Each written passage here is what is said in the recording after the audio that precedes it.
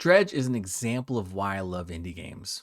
And in this video review, I'm going to do a quick breakdown of certain mechanics, things about the narrative, and you're going to find out very quickly that I recommend this game to everyone. And if you like this content, please consider subscribing. It's a fishing sim with survival horror elements, and those are two things that I thought would never come out of my mouth. But honestly, I'm kind of glad it's here. It features simplistic and accessible fishing mechanics that play out like a rhythm game. The prompts may differ depending on the type of fish you're trying to catch, but they're all fairly easy to understand. If you happen to have difficulty, there is an accessibility feature in which you can just hold down a button until you catch the fish. You'll find that in the options menu. It's slower, but still effective. Dredging for materials works the same way and is similarly satisfying. You'll usually find material around shipwrecks, and if you do enough searching, you should be dredging for treasure as well. If you happen to fully deplete a spot, come back to that area in a day or two, and those materials or fish will reappear and you can continue collecting. You'll also have the option to use nets or crab pots to catch fish or crustaceans that aren't appearing on your map. Now, the real draw to Dredge is the Lovecraftian mystery that the player will find themselves consumed in. You assume the role of a fisherman who ends up washing ashore in a small fishing town known as the Greater Marrow. This town will act as one of the many hubs in which you'll take on side missions, gather information from NPCs, sell fish, and upgrade your vessel. Your first hour or so should be dedicated to selling fish and finding resources because you aren't very capable when things start to get dark. Your vessel can barely take any damage, has very limited space, horrible lights, and is very slow. During the day, you'll notice that the game is calm and things seem fairly breezy. But as things go along, time starts to move very quickly, and once it hits around 2000, the entire area is blanketed in fog. This is when things start to get suspicious. You'll start hearing things you'll be barely able to see, and it will feel like you're being followed. If you stay out long enough, you will be.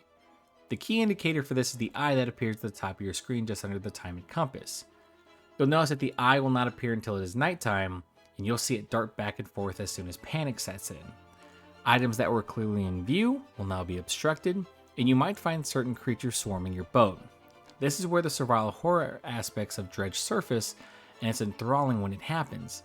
You're going to want to hit port as quickly as possible, or you might find yourself taking a lot of damage. Rest is a requirement in Dredge, and you're going to want to get that fisherman rested as often as possible. Because even if you brave the night, you'll notice that the eye is still present and is still panicking.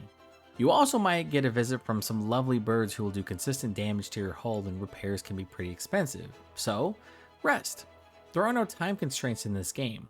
Dredge allows the players to work at their own pace to upgrade their vessel and explore the surrounding islands. Within the first hour or so, you'll meet the Collector, a strange and somewhat otherworldly individual who's going to task you to find 5 relics.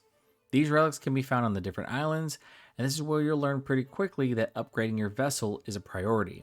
You're going to want to dredge up resources not only for the materials, but for potential point upgrades that will help you unlock new rods, nets, engines, and more. While the fishing mechanics are simple, there are multiple rods to unlock which will allow you to fish in certain areas. Some rods are blocked behind missions, so it's important to explore and talk to as many NPCs as possible. The Collector will always point you in the direction of where the relic should be located. Once you arrive in that location, it's up for the player to explore. If you happen to head out at night, the relic will have a nice reddish purplish glow for the player to see. But be warned, just because the relic is out in the open doesn't mean you can just sail right up to it and take it. There's always a puzzle to solve, and most of it is through fishing. Sometimes though, you'll need to collect explosives, use a certain device to deter a massive sea monster, or explore a tree maze that will constantly shift regardless of the time of day, and this can be pretty problematic because some monsters will absolutely chase you through that and you can get cornered and get screwed over. Once you find a relic, it's best to immediately head back to the Collector and receive a new ability that will assist you in your search. The abilities you acquire are all supernatural, and this will make you question whether or not the Collector is human. He'll claim that he is, if you ask, but is he really? You'll find that out for yourself as you progress through the game. I found myself oddly compelled during my time with Dredge as I began to unravel the mystery of the Marrow and its surrounding islands. So many of the NPCs you find will come off as crazy, driven mad or paranoid by the fog. During your time fishing, you might end up hauling in an infected variant, twisted by whatever is afflicting the water. Keep those on your ship long enough, and you might find something slip into your hull and will subsequently infect other fish. The moment you get an infected variant, it's best to sell because you'll fetch a higher price for them than usual. Some infected variants will be used for fetch quests, and those are exchanges with NPCs that I usually find the most entertaining. I absolutely love the writing in this game. It takes a somber and cryptic tone as most NPCs will talk about families and friends lost due to the persistent fog that creeps out at night. But because of the madness, some of the NPCs will just say the most outlandish shit that you'll chuckle at. Ask about a shipwreck and almost all of them will tell you that they occur often. Some will say it with pained expressions, while others seem to be completely indifferent. Don't hesitate to explore those shipwrecks either. They usually have valuables that will help you during your search. I recommend that if you pick up Dredge, you do as many side quests as possible. Completing these quests are relatively easy. The quest giver will give you all the information you need, and the reward is either money, resources, or if you're lucky, books. These books cannot be read in any menu. You must travel around naturally, and eventually it'll complete, and upon completion, you'll be given a buff. These buffs will make you as capable as possible, and the best ones will help reduce panic. I had a 15% panic resistance early on, and it made a world of difference when I was out exploring at night. I also recommend you explore right after you pick up a new relic. I found myself meeting new NPCs, discovering new shipwrecks, and other odds and ends after a relic was picked up. There's also new dialogue exchanges with certain NPCs that you'll come to know, and these will provide further key information that will help you come to understand the mystery at the center of Dredge. What I learned on accident is that there are two endings in this game, one whose conditions can be fulfilled if you continue to explore and talk around.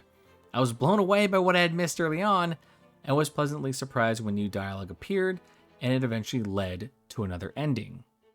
Now, once you've reached the final vessel upgrade and have the best engine possible, and by the way, you can mix and match different engines so you're not just restricted to one, exploring is so much easier and it's a lot of fun.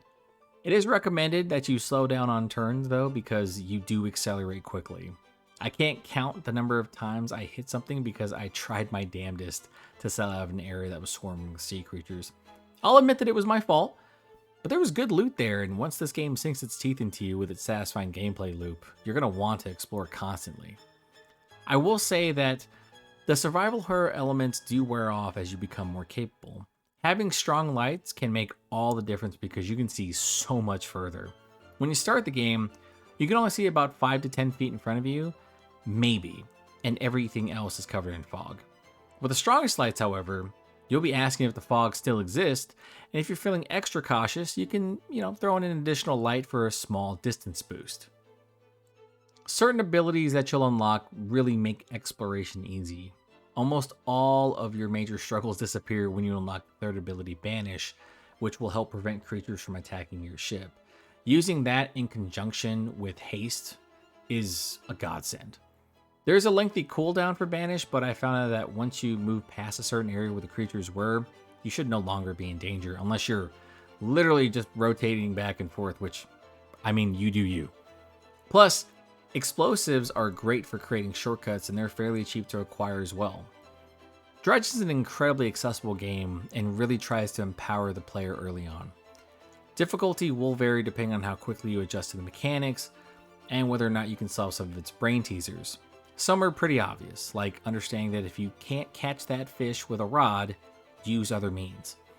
Being stubborn more than likely gets your ship wrecked, and this can be fairly costly, but money is really easy to come by once you start to understand where the expensive fish are located. You can just literally keep going back to that spot and spamming.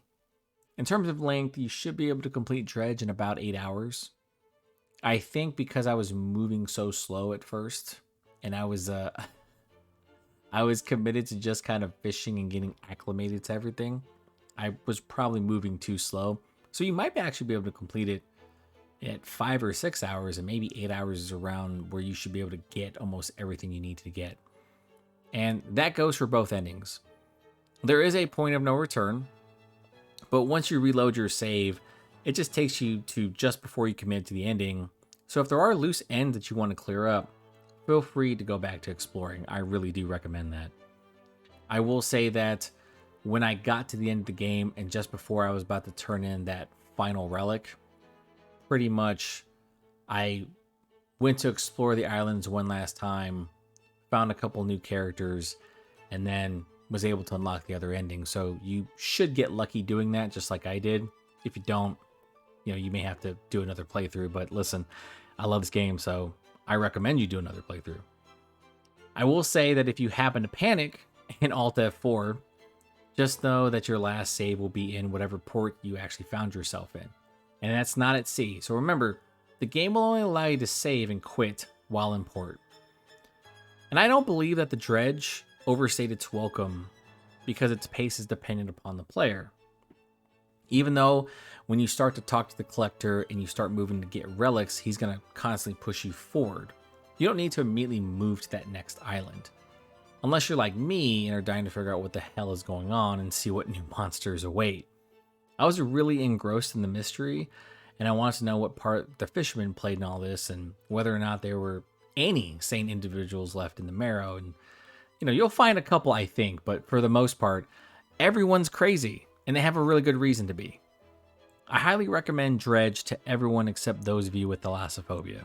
Seriously, steer clear and watch a narrative breakdown when one of those arrive. I assume that someone like Gaming Harry, if they ever get around to this game, will probably do a comprehensive breakdown of the story, and knowing him, he'll do an excellent job, so I recommend you wait for that.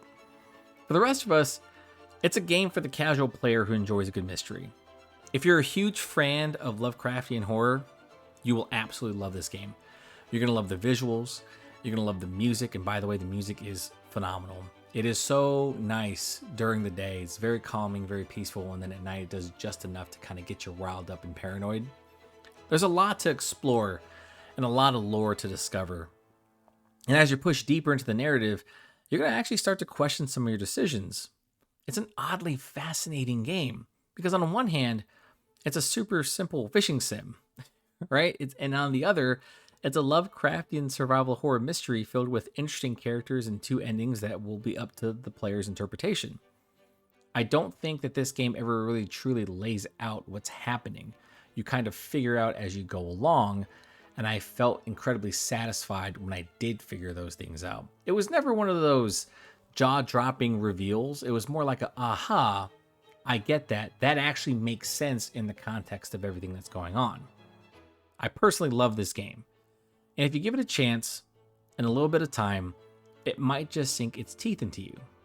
Better it than one of the various twisted creatures swimming under the surface. Those are my thoughts on Dredge. Leave a comment below if you played this game and let me know what you think. Did you love this game like I did? Were you absolutely engrossed in its weirdness and fishing sim survival horror take? Shout out to Black Salt Games. They're the developers of Dredge. They did a phenomenal job. Indie games have acted for the past few years as a bridge to big AAA releases. And sometimes you happen to find these gems and they end up being the talk of the gaming community. And I think that Dredge will firmly be one of those games that's going to be mentioned a lot when these award shows comes along. So that's just my take on it.